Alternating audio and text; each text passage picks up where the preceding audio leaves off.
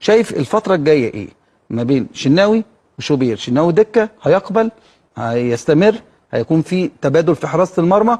ماذا يحدث في حراسه مرمى النادي الاهلي؟ طيب، هي الاختيارات الفنيه مش هقدر اتكلم عليها طبعا، لان هي في الاول والاخر بترجع لجهاز فني هو اللي بيحدد ايا كان الاسماء يعني. لكن في نقطه مهمه جدا لازم اخد بالي منها، يعني يلعب مصطفى يلعب شوبير، ده اختيار فني بحت يعني. لكن في حاجه مهمه جدا لازم اخد بالي منها، الا وهي ان الشناوي ده كابتن الفرقه. مهم جدا ان انت تحافظ على كابتن الفرقه. ما بتكلمش على اللعب، انا بتكلم على طريقه التعامل مثلا. يعني لو هيقعد لازم يتقال له، ما يبقاش فيه مفاجاه بالنسبه له، لان انت لازم تحافظ على كابتن الفرقه وتحافظ على اللعيب في التيم. طبعا ده كابتن الفرقه، فهتحافظ على كابتن الفرقه، تحافظ على اوضه اللبس. ده مهم جدا في الحسابات. دي ادوار مهمه جدا انها تكون في الحساب يعني. في نقطه كمان على حته في اللقاء الاول، اتمنى ان برضو يبقى في مراعاه ليها، حته اللعيبه الاجانب.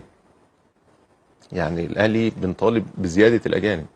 ما كانش في البدايه غير بين رمضان، دي مهمه، هو دي الاساسي يعني. كل اللعيبه لو في الاجانب ظروف نقبل ده، ما فيش مشكله. في اصابات، في رجوع من ايقاف، في حالات، لكن يبقى في 4 اجانب موجودين على الدكه، واحد بس اللي موجود، دي ممكن برضو تبقى في حته نتكلم فيها. لكن ما عنديش شك ابدا، ما عنديش شك ان الاهلي هو احسن فرقه موجوده.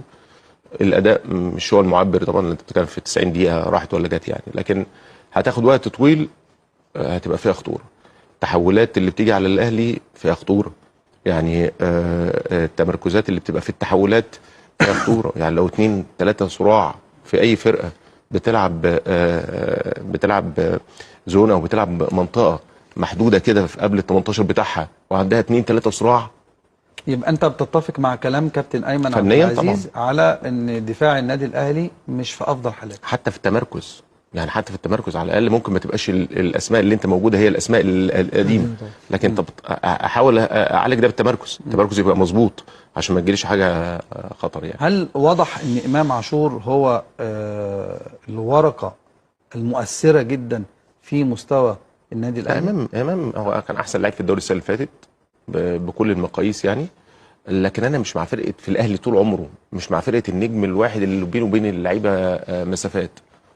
عمري ما بحب ده. ما بحبش ده. مروان. نعم. مروان عطيه بيتكلم عن مروان عطيه، تاثيره طبعا. مروان تاثيره واضح.